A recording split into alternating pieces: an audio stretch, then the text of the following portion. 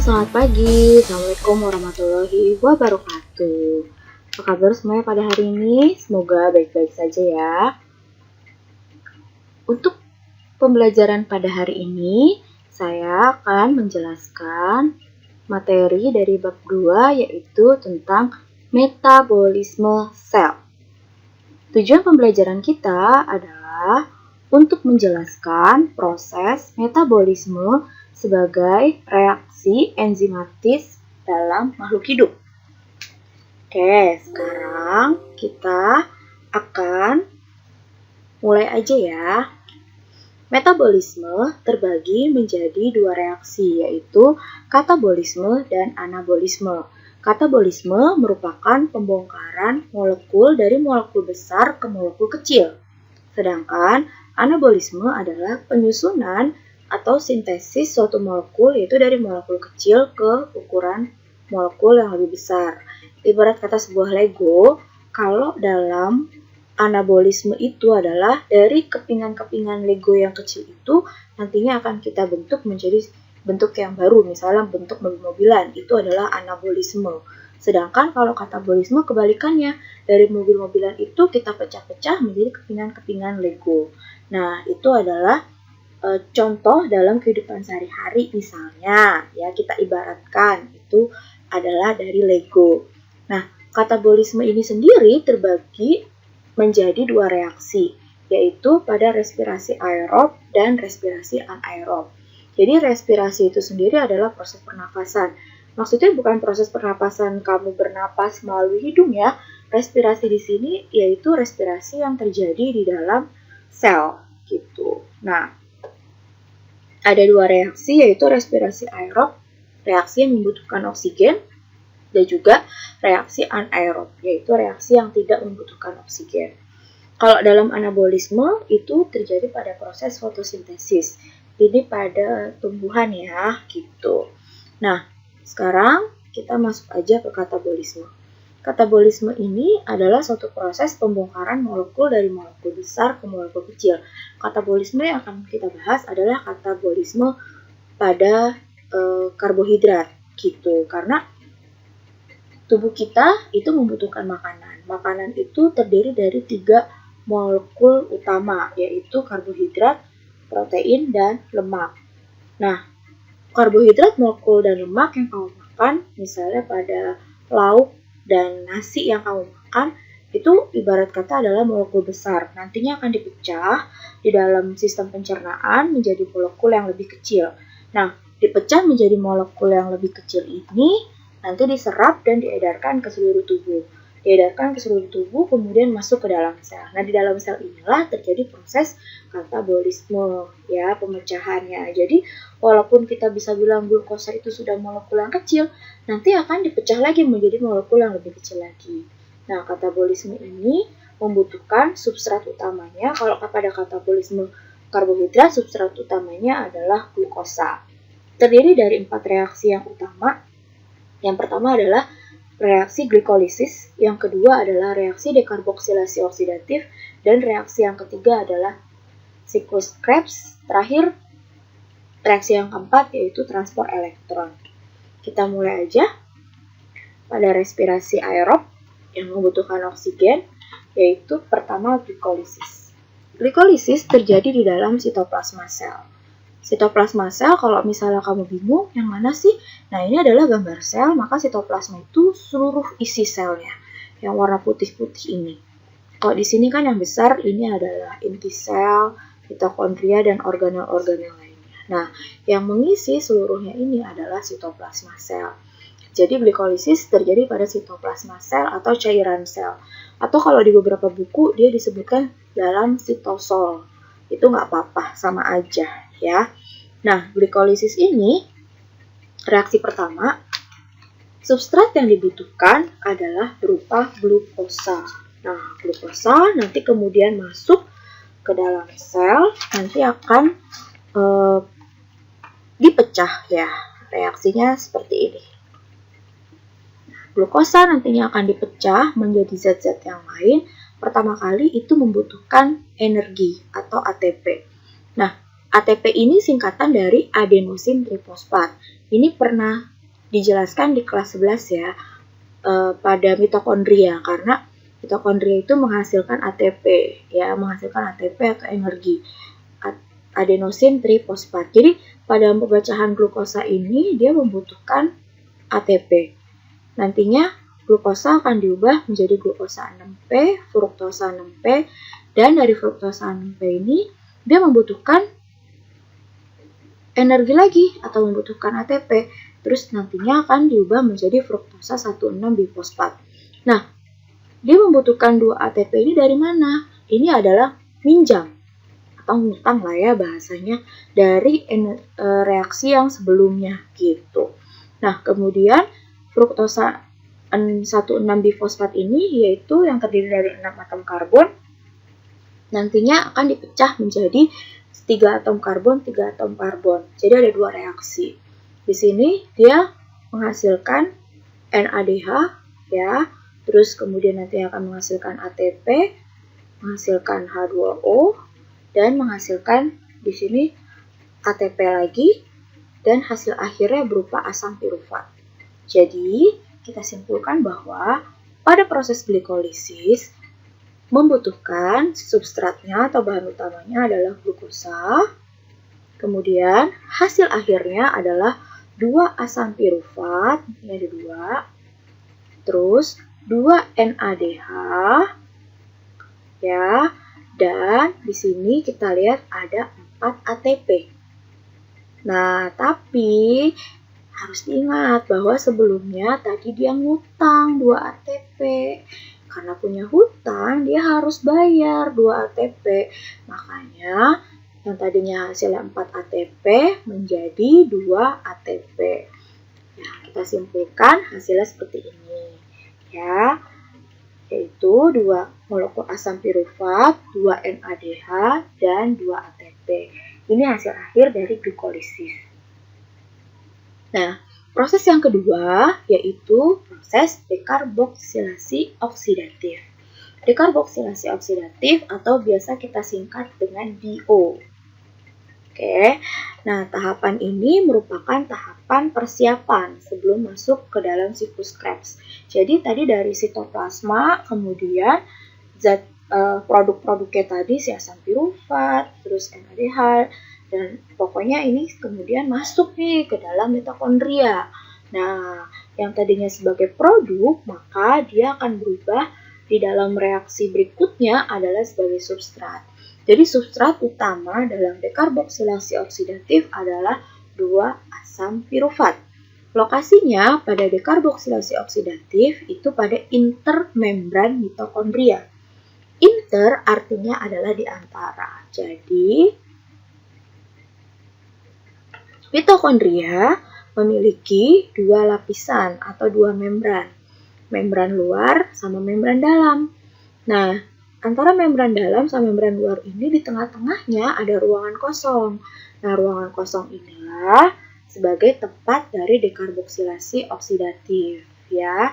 Nah, dekarboksilasi oksidatif ini yang terjadi di intermembran itu tadi membutuhkan substrat utamanya adalah 2 asam pirufat. Di sini kita bikin 2 reaksi. Terus kemudian membutuhkan NAD+ dan koenzim A menjadi hasilnya adalah 2 asetil koenzim A dan 2 NADH dan di sini ada 2 CO2. Jadi kesimpulannya substratnya adalah 2 asam pirufat, hasilnya 2 asetil koenzim A, 2 NADH dan 2 CO2. Ini ya. Ini adalah satu-satunya reaksi yang tidak menghasilkan ATP atau tidak menghasilkan energi.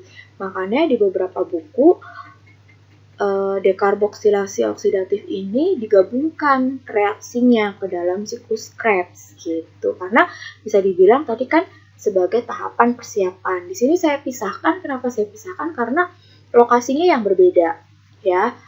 Walaupun sama-sama di mitokondria, kalau dekarboksilasi oksidatif itu di intermembrannya, yang tadi saya bilang di sela-sela ini. di antara si membran dalam sama membran luar. Oke, berikutnya yang ketiga adalah siklus Krebs. Siklus Krebs ini adalah reaksi antara asetil koenzim A dengan asam oksaloasetat yang kemudian membentuk asam sitrat. Nah, karena membentuk asam sitrat, maka pada siklus Krebs ini memiliki nama lainnya adalah siklus asam sitrat atau daur asam sitrat. Lokasinya sudah berbeda dari dekarboksilasi oksidatif, yaitu lokasinya di matriks mitokondria. Matriks itu apa sih di ruangan dalam mitokondria? Yang mana? Nah, ini di tengah-tengah. Ini matriks. Jadi tadi reaksinya dari luar, terus ke tengah-tengah sini ke intermembran, masuk lagi ke sini ke bagian tengahnya, ke dalam matriks mitokondria. Ya. Nah, tadi hasil akhir dari dekarboksilasi oksidatif kan 2 asetil koenzim A. Nah, reaksi itu menjadi substrat di siklus Krebs. Oke, ini saya tampilkan hanya satu reaksi ya. Sebenarnya di sini ada 2 reaksi. Sini yang pertama, substratnya itu 2 asetil koenzim A. Kita kali 2 aja semuanya.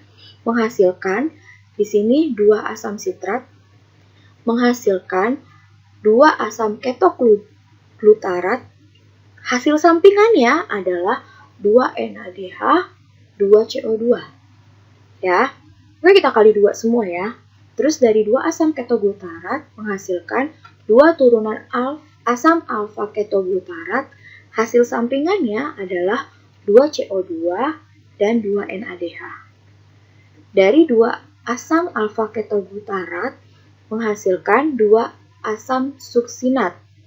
Hasil sampingannya berupa 2 ATP. Oke, nah dari 2 asam suksinat menghasilkan 2 asam malat. Hasil sampingannya adalah 2 FH2.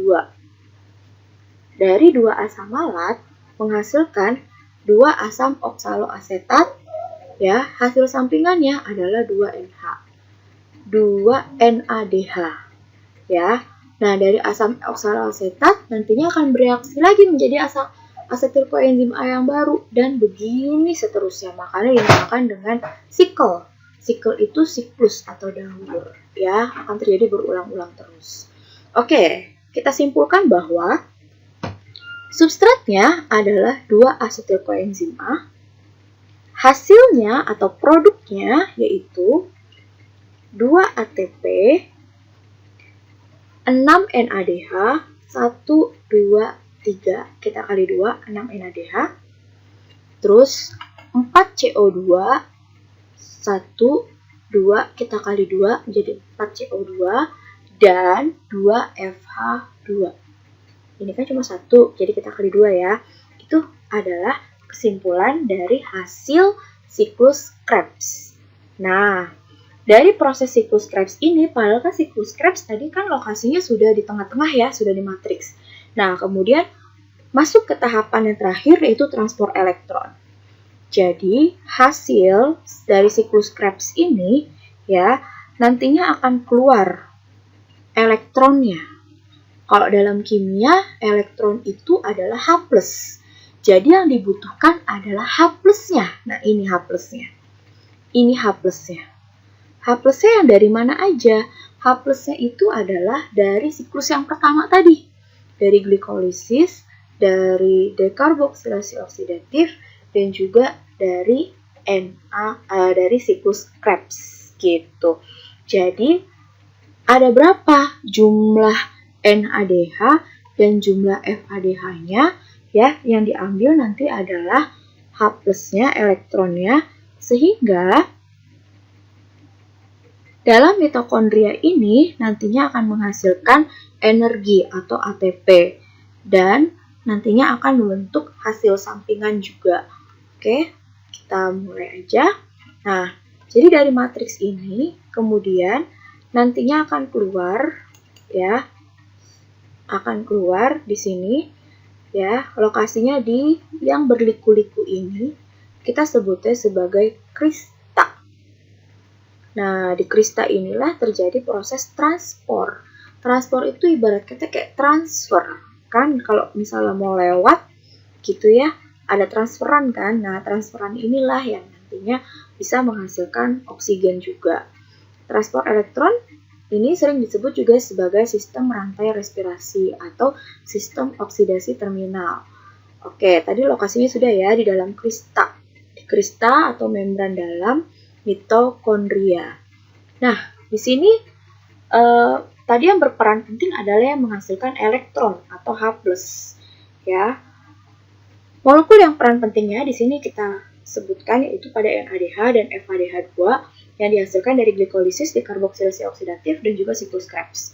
Nah, di sini ada rumusnya, yaitu 1 NADH ini bisa menghasilkan 3 ATP, sedangkan 1 FADH bisa menghasilkan 2 ATP.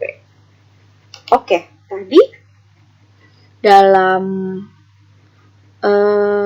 glikolisis menghasilkan berapa NADH? Yaitu menghasilkan 2 NADH. Oke, terus kalau dalam siklus Krebs, dekarboksilasi oksidatif, tadi menghasilkan 2 NADH.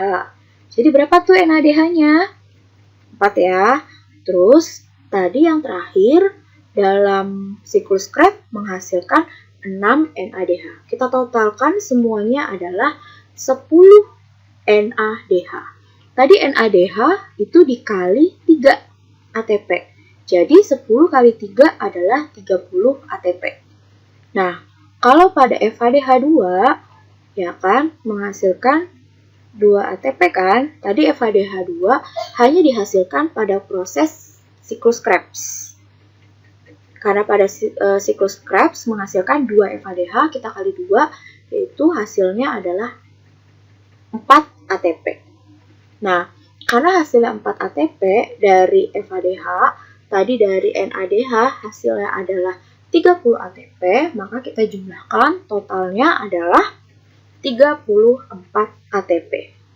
Nah, dari situ hasil akhir pada transport elektron yaitu 34 ATP dan juga ada hasil sampingannya yaitu berupa air di sebanyak 6 molekul air.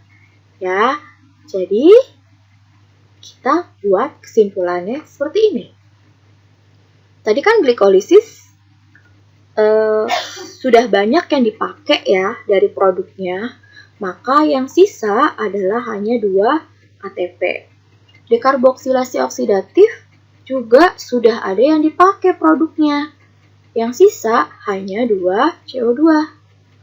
Oke, terus pada siklus Krebs udah ada banyak nih yang dipakai dalam transport elektron, sehingga di sini yang sisa hanya 4 CO2 dan 2 ATP. Kalau pada transport elektron tadi menghasilkan hasil sampingannya berupa 6H2O atau ini air ya, 6 molekul air. Terus hasilnya 34 ATP. Tadi sudah dijelaskan ya, 34 itu dari 30 NADH dan juga 4 dari FADH2. Nah, maka kita totalkan dari reaksi aerob ini yaitu menghasilkan 6H2O, 6 CO2, dan menghasilkan 38 ATP. Ya, kesimpulannya jadi tadi respirasi aerob membutuhkan substratnya adalah 1 molekul glukosa, menghasilkan produknya berupa 6H2O, 6CO2, dan 38 ATP.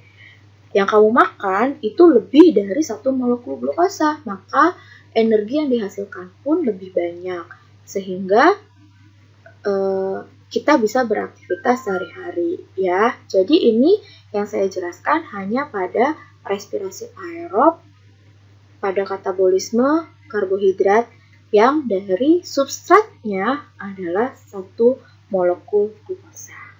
Oke, untuk video kali ini saya hanya menjelaskan respirasi aerob saja. Untuk respirasi anaerob akan saya jelaskan di video selanjutnya. Terima kasih untuk semuanya. Jika ada yang masih kurang dimengerti silahkan isi di kolom komentar ya. Selamat pagi semuanya. Wassalamualaikum warahmatullahi wabarakatuh.